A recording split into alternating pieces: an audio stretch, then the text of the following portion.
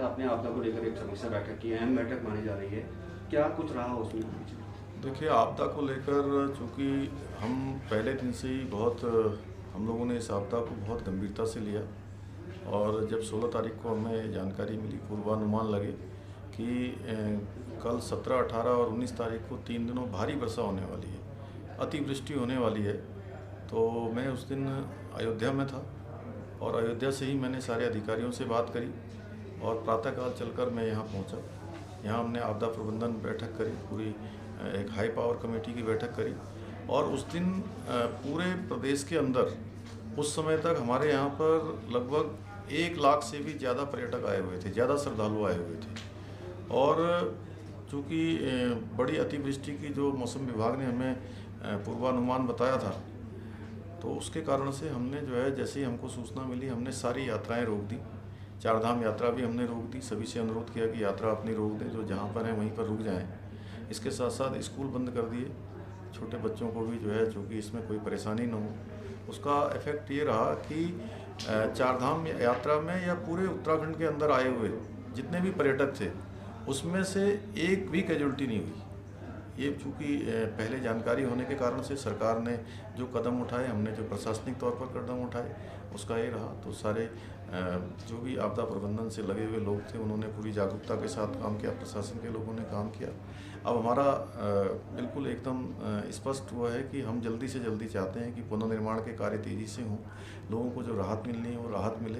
कुछ राहत की राशि हमने, चूँकि SDRF के मानकों के अनुसार जो घरों में पानी घुस गया है या उनका सामान खराब हो गया है, अभी तक 3800 रुपये की जो धनराशि थी, उस धनराशि को बढ़ाकर हमने 5000 करने का निर्णय लिया है। 5000 रुपये की धनराशि उसमें बटेगी।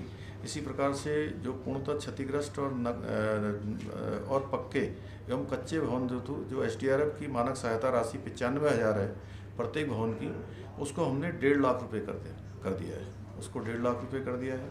इसी प्रकार से जो घर पूरी तरह से क्षतिग्रस्त हो गए हैं, SDRF मानक के अनुसार 1,0900 रुपये है, उसके स्थान पर भी 1.5 लाख रुपये करने का निर्णय किया है।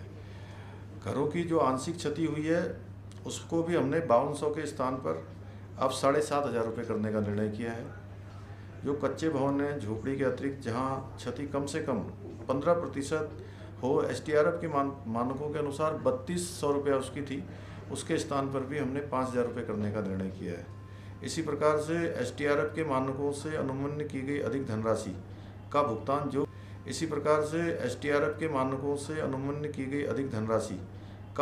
जो भी है वो मुख्यमंत्री राहत कोष से किया जाएगा। उसका जो भी धनराशि होगी, स्टेट सरकार उसको वहन करेगी।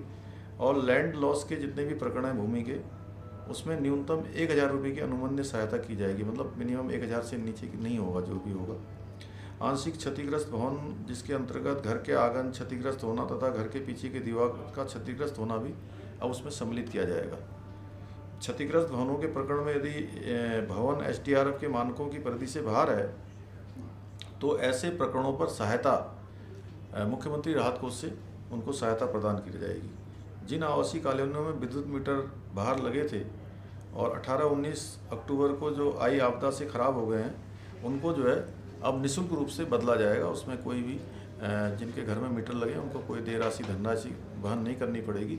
इसी प्रकार से जो आपदा में नुकसान हुआ है, उस आपदा के आए हुए नुकसान का पुनर्निर्माण का कार्य तेज़ी से हो, उस पर लगातार मॉनिटरिंग हो और जल्द से जल्द हम पुनर्निर्माण के कार्यों को पूरा कर पाएँ।